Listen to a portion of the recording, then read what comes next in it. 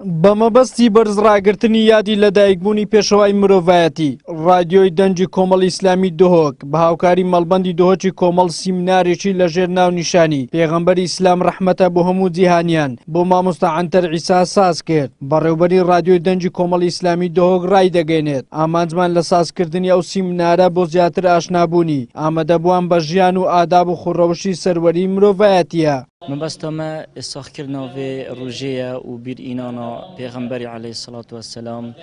و ئەف هەیڤە ڕەبیع الئەوەلە هەرچەندە پیچێکە تەئەخیر بیژیانی دیرەش دۆزەی ڕەبیع الئەوەل بەس مەدڤیا ئەمژی تشتێکی بکەین مەدڤیا هەر بۆ خۆشتەویە خو محەممەد عەلەیهی سەڵات وەسەلام تشتێکی بکەین و خەڵکی کوم بکەین و بەحسی پێغەمبەری خۆ بکەین عەلەیهی سەڵات وەسەلام. ڕادیۆی دەنجی کۆمەڵی ئیسلامی دهۆک ساڵانە بە بۆنەی لەدایکبوونی پێشەوای مرۆڤایەتی چەندین چالاکی ئەنجام دەدات بۆ زیاتر ئاشنابوونی موسڵمانان بە ژیاننامەی پێغەمبەرەکەیان و زیندووکردنەوەی سونەتەکانی سازکردنی ئەو سیمینارەش لە چوارچێوەی چالاکیە بەردەوامەکانی ڕادیۆی دەنجی کۆمەڵی ئیسلامی دهۆک بوو ئامادەبووانی شیواخوازن لەو کارانە بەردەوام بن. اف پێنگاوێت vî rengî têne havetin pêngavêt gelek gelek ciwanin ber silagirtina ji dayikbûna pêxemberî slavet xwedî ser bin êkî ji mafê pêxemberî li ser me û em li sîreta wî bizîvirîne ve û pitirî wî binyasîn û em vî rolê ku radya komel li dihok pê rabûyî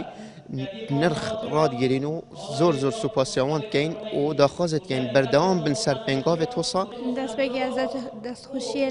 دەنگ ڕادیۆ دەنگی کۆمەڵە ئیسلامی دکەم و ڕاستی شتێکی جۆنێکی دیک و